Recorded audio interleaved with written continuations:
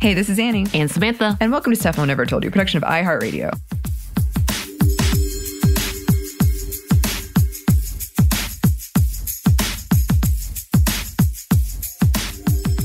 And we are back with our happy hour edition of watching Sex and the City together, as it is Annie's first time and my probably 200th time. Unless I didn't like this episode, then I bypassed it. I think I did. This might have been an episode I would bypass because there is a situation that embarrasses me. Oh. A lot that I'm like, no, super cringe, I hate this. Okay. So there is one that I will be like, might even turn red. Oh, no. But yes, as a happy hour, of course, we would tell you if you're drinking, drink responsibly. Whatever you're doing, be responsible. Take care of yourself. Do what you need to do to get to that good space without harming you or anyone around you. Yes. Right? We're not sponsored by anything currently. That word, well, we're not even mentioning anything. Yeah, we're not really, mentioning anything, but like as of now, we did mention a product in the last one that was sponsored by them. Products placements. That's true. I've noticed a lot of these shows have more, you know, when you get older and you watch something you watched as a kid and suddenly you're like, oh my gosh, just product placement everywhere. Right. You know what I've discovered? And I know we're not talking about it. All the K-dramas have very specific brands, and I think it's hilarious. But anyway, there's some surprising product placements on these. Yep. They're not necessarily sponsoring us. I'm getting more and more outraged by this. But yes, we are back and we are in season 2. We are at episode 13. If you are coming along in this, we are beyond the halfway point. So we're trekking, I guess, at this point pretty well. Can you give us a review of the past episodes? Well, the season started with Carrie trying to recover from breaking up with Big, and in our last episode, here we are again. She has broken up with him. He may or may not be moving to Paris. She decided the relationship wasn't good for her, and she was staying in it because she liked pain, I guess. Miranda has broken up with Steve, so she's gone on some interesting dates since then that involved kind of an exhibitionist in Will Arnett. We've got Charlotte still looking for the one and really not striking out in that regard. And then we've got Samantha, who is still kind of, you know, living her best New York life and having wonky storylines, we'll say. Wonky storylines. I like the word wonky. It's a good word. It's a good word. Okay. Very nice. Very nice. You. Now, this episode's title is called Games People Play. Can you give us what you think is happening in this episode? Games people play. This is so funny because we were just talking about how bad I am at this. And the first episode of season 2 was Take Me Out to the Ball Game. And that turned out to be some kind of pun about balls that I wasn't anticipating. But it's the same situation, right? Carrie's trying to get back into the game, the dating game. Yes. And I would guess, and once again, I'm sticking with my vague estimation of what might happen. So you're being an average student. They're going to, thank you. That's about where I am. They're going to go to a club scene, and there are going to be a lot of conversations about like how the power plays in relationships and the games people play in relationships. And probably because I should learn my lesson from that episode, Take Me Out to the Ball Game, there's probably some pun or something that's real on the nose that I'm not guessing. That's it. And there we are. Okay. Good guesses. Thank you. Let's go ahead and jump into it.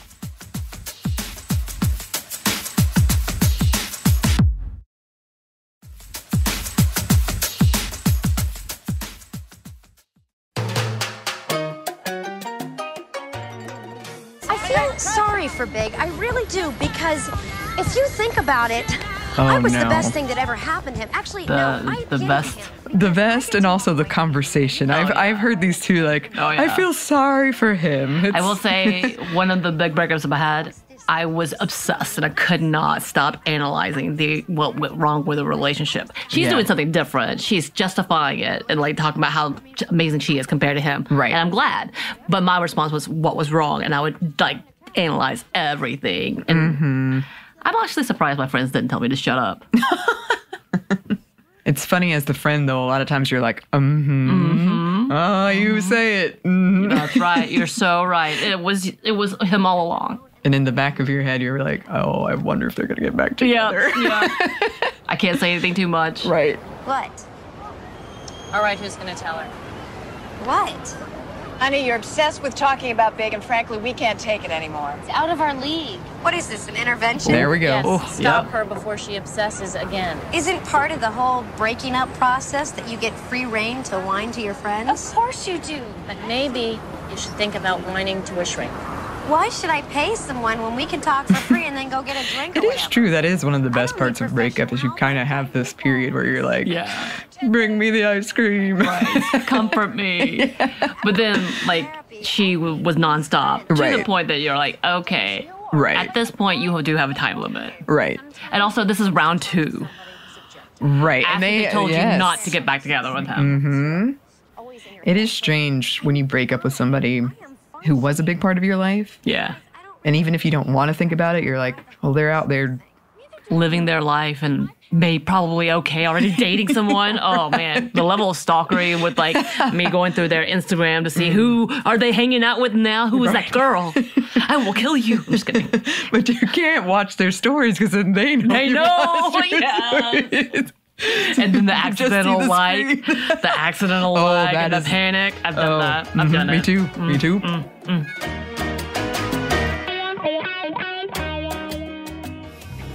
Soon, Miranda found herself with a nightly playmate. This would creep me out. Why would you not too. immediately close the shades when if you see someone looking into your apartment?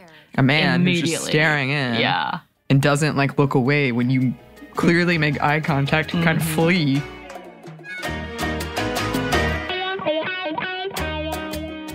I understand why you see a shrink, you know, because you're always in your head, but I'm fine. I am functioning.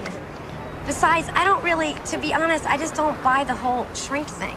There was an interesting thing I've noticed in the 90s where there was a lot of like bad talk about therapy. Yeah. And lawyers. Yeah. But Yeah. So, this is definitely one of those moments of like mental health was not looked Right. on in a well mannered way. it was looked down on. Yes. And made fun of. Yes. But it's very ableist, obviously. Right.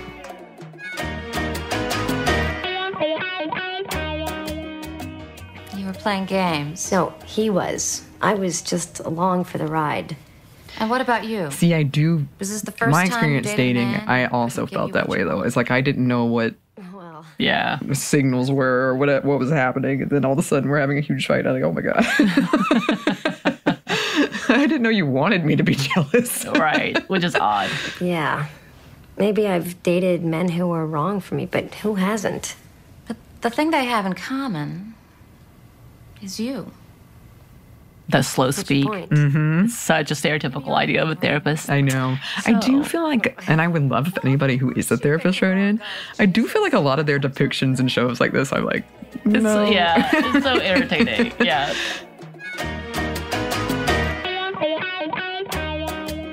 Slim pickings out there. You can't swing a Fendi purse without knocking over 5 The losers. Fendi purse. Where did all the great guys go? Oh, I would be so out of my league. I would have no idea what's going on. That whole conversation. There are moments where we've talked. I've had a group of friends. We talked about relationships, and I was like, "This does feel like Sex and the City, but not as funny." Oh.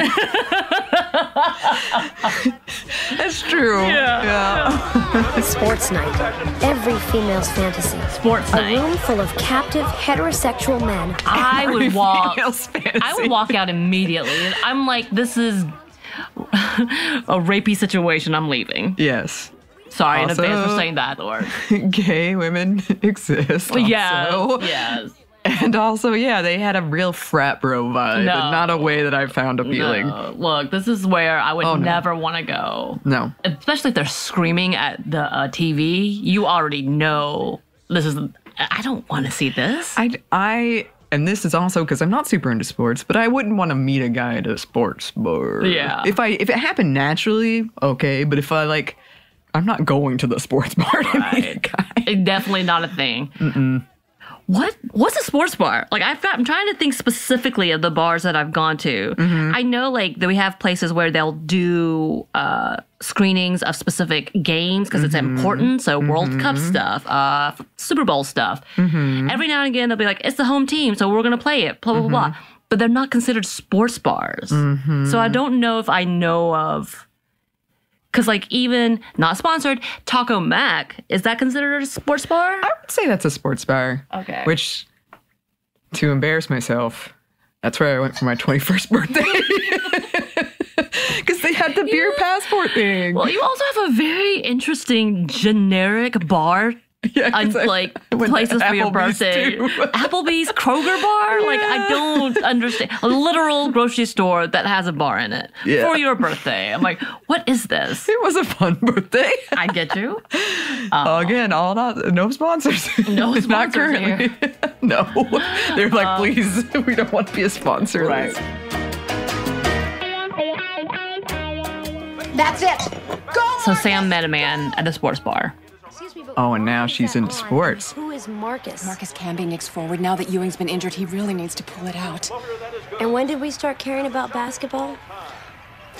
Don is obsessed. I don't get laid unless the Knicks win. And can I just say... We've talked about this too. I have a friend who I'm like, oh, I can tell you're dating someone new. Yeah. Because your likes have changed. You've picked up some new hobbies that you've never cared about before. And if you break up, you won't care about them anymore. Ever again. Yes! Yes! I won! So she only gets laid when his team wins. Go. Have sex. Go. That's okay. That's the thing that was on the nose. Yeah. Ow. Sorry. I'm getting beaten.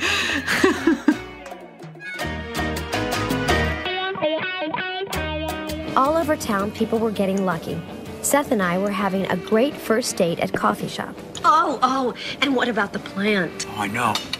She always has a It would be so strange to date somebody who's going to your therapist. It would be. I have two friends who go to the same therapist and they talk about her, but not to this level. It's more of like how amazing she is and how they called each other out. But like, I've always thought that's kind of odd.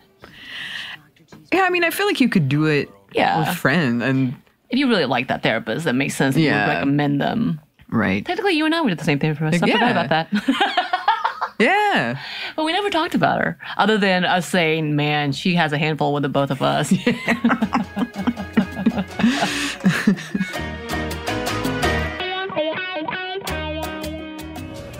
Later that week, Miranda went shopping for dinner. Oh, is it happening? This is happening. My cringe part. The embarrassment. My face is already turning red. Oh, my. I can't imagine what it is. Oh, my God. I always fast forward through this, too. Oh, well, I'm happy to be here for you. Devolved into a game of hide and seek. Oh, they're having an actual game? I knew it was going to be on the nose. Yeah, I was waiting. There's several games, though. Mm-hmm. Well, there's always, you got to pick out the four. Yeah. So there's usually one for each character. It's true. At least four characters, whether it's the same four. Mm-hmm. I thought I'd be an adult here Oh, and no. come over and introduce myself. Hi. I'm Miranda. Oh. You know? The cringe. Oh, my gosh. Across the air shaft. Oh, yeah, right. You're the girl who lives above the guy I've been cruising. Miranda realized she was still playing with an imaginary friend. Just like she did when she was 5. Oh. The next day, she away. called her shrink for an emergency session. Run away. Drop your groceries. Run away. Change your name. Oh, it's so bad. Move out. How embarrassing would that be? Because it happened for like days. Yep. Oh, that is pretty bad. Oh, yeah, that's my word. I'm like, oh, That's no. like when you accidentally wave at somebody. Yep. Because you think they're waving at you, Yep. but they're waving at the person behind you. Yep. But like 100 times more because she showed a boobie. Yes. And watched him undress.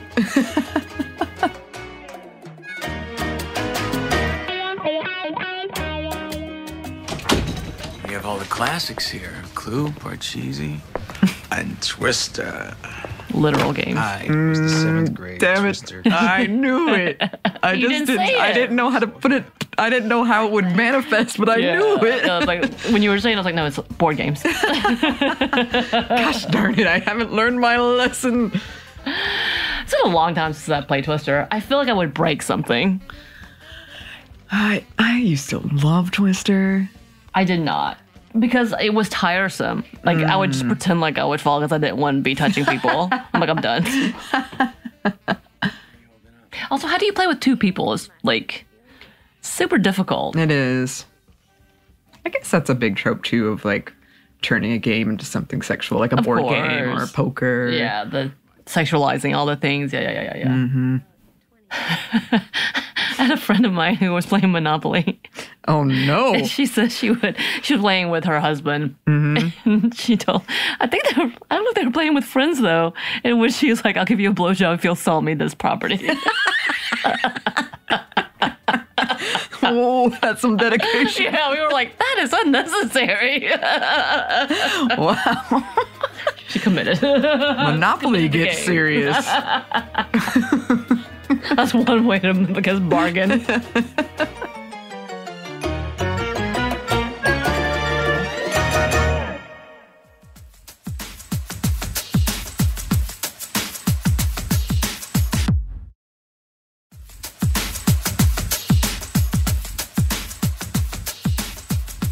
All right. Yeah, definitely the no's. There's several. Peekaboo, hide and seek. Board game sports. Yeah. Yep. In the description for this episode, it says Charlotte joins a bridge club. I don't remember any of that. Was that a thing? I don't recall. Maybe she said it. I don't know. I was like, because I was looking at the description before. I was like, what? I don't remember this. I remember Sam dating a dude who was really into sports. Mm-hmm. But I did not remember that. So maybe Charlotte did? Maybe she mentioned it? Maybe we were talking too much. Yeah. I missed that part. But there you go. Yes. Definitely games people play. So you did get that part. Yeah. It is very literal. I feel like I'm working, like I'm trying to work up here, like high functioning. And you were really seeing too many meanings in here. And I really want to be like, this is Sex and the City. They love puns as much as you do. Okay. So go lowbrow here. Okay, maybe the next one is the one. I'm going to get it halfway through season 2. Again, remember, Carrie loves puns. Okay. That's her whole thing. Okay. So stick to that. All right. And also rom-com, sitcom. Okay. All right. I always remember the Miranda scene and being so embarrassed by that whole situation that I'm like, nope, this is the one that I cringed the most on. I mean, it was pretty brutal. Yeah. Especially his dismissal. Because you can't imagine what he saw. Right. When she did that, like, because he didn't, like, he can't tell her to stop because it looks like he's telling that dude to stop. Like, and she's probably some funny story that they're like telling. Oh no, poor Miranda. I know. I mean, what do you do? What do you move? Yeah, you move immediately. But she bought that apartment, so no. Oh, yeah. I think it's kind of funny. Again, this is one of those outdated, like, therapy is not bad. This was definitely a trope, the entire thing. The whole, like, having a therapist to have a therapist to have a therapist. Being trendy as well. It did kind of like, oh, yeah. Hopefully they get out of that. Does she ever go to therapy again? I don't think so. That was it? That was it. I'm trying to think of any of the seasons that she should have. Well, it feels like it kind of fluctuates, things like this, between, like I said, in the 90s, early 2000s, it was very, make jokes about therapists and people who go to therapy. And then it kind of became like, well, rich people, of course, I've got my, 3 therapists, and they're on speed dial, and, that kind of trope as well. So, I don't know. And then you had the whole, did you ever see What About Bob? Mm-mm. Oh. Classic.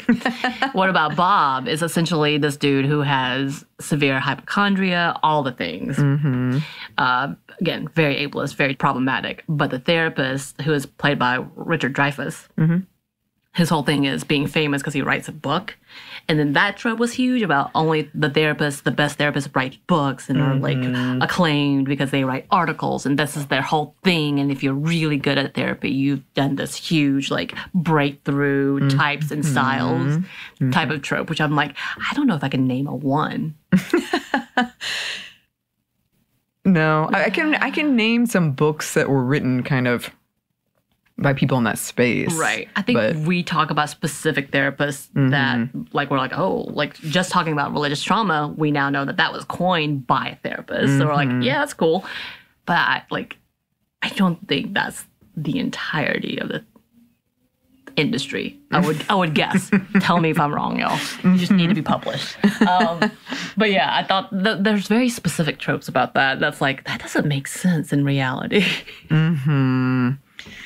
Yeah. And then there's also like the trope of the therapist who really needs a therapist but doesn't have one. And then it gets dark where the therapist always has a relationship with the hot person. Yeah.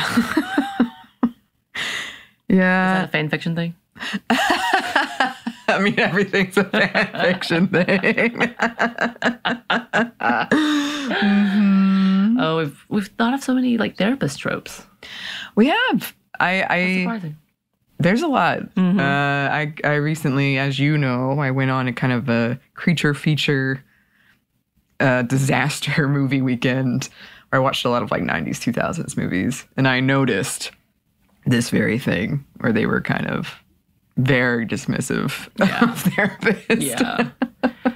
I would say that I think, again, growing up in my household, it wasn't until I left my home, so not during this time, that I went to therapy, and I had to explain to my parents why I was going to therapy, and they're like, huh, okay, and they didn't totally get it until like people, like the other people they were close to went to therapy. They're like, oh, okay, maybe this is necessary. Right. Right. So like, there's a whole lot of stuff that are like, yeah, it takes a minute to understand what kind of therapy instead of just like, because this also goes into, not that this is wrong, you should definitely if you're bothered, but like the typical breakup, it doesn't, like it's a big deal, but at the same time it's treated very flightily. Like it's kind of a lesser... Yeah, like it's just a joke. I'm like, I have man problem. You know, that type of like trope where they use it that way, which if that's how you need it, you need therapy that way, then cool. Then understanding like trauma and like the level of like therapy for that is a little different and requires something differently. Right. And yeah, I mean, breakups can be very traumatic, especially if you've been with somebody a long time. They've been a big part of your life. And I think that is one of the issues that a lot of people, and I would say a lot of women have around it, is that, you feel like it's not big enough. There's no reason you should go because it's just almost like you're embarrassed by it. Right. But I mean, this episode also brought out like how privileged it is. Yes. Yeah. Also, like that there's that level of privilege. You're like, oh, okay, yeah, it would be nice to have this and this type of perspective that you could pay for. If they're good. Now there are bad therapists out there. We know. Yeah. Oh, wow. I wasn't expecting this. We got the solitaire. You got solitaire in the background. Her outfit even matched the games. Yeah. The hide and seek. We got literal baseball and basketball games. Yeah. Sports bars. Sports bar. It was all the things. I'll give you another C. Okay, 2. You got 2, 3, or 4. I think that's all you're collecting. You're the average student. It's fine. And that is okay. At least you're not failing. All right. You won't get into a good school, but you will get into a kind of okay school. The school of Sex and the City. I would flunk out. No, you wouldn't. You're fine. You're fine. You're getting there. Okay. I feel like you might not get awards, but you're coming through. All right. Perfect attendance. Oh. Well, yeah, I mean, kind of required for this whole thing. But yeah, I'll take that. And y'all, we will be letting you know when we do our audience listener join in for the finale of this season, which we are slowly coming upon. It's happening. Slowly, yeah. We are getting there. We are collecting the names. If you've already entered, your name is on there. But we have a little bit more time. If you would like to put your name in, you can email us at stuffmediamomstuff@iheartmedia.com. You can find us on Twitter at momstuffpodcast or on Instagram and TikTok at Stuff I Never Told You. We're also on YouTube. We also have a book. You can pre-order it at stuffyoushouldreadbooks.com. Thanks as always to our super producer, Christina, our executive producer, Maya, and our contributor, Joey. Thank you. And thanks to you for listening. Stuff I Never Told You is a production by iHeartRadio. For more podcasts from iHeartRadio, you can check out the iHeartRadio app, Apple Podcasts, wherever you listen to your favorite shows.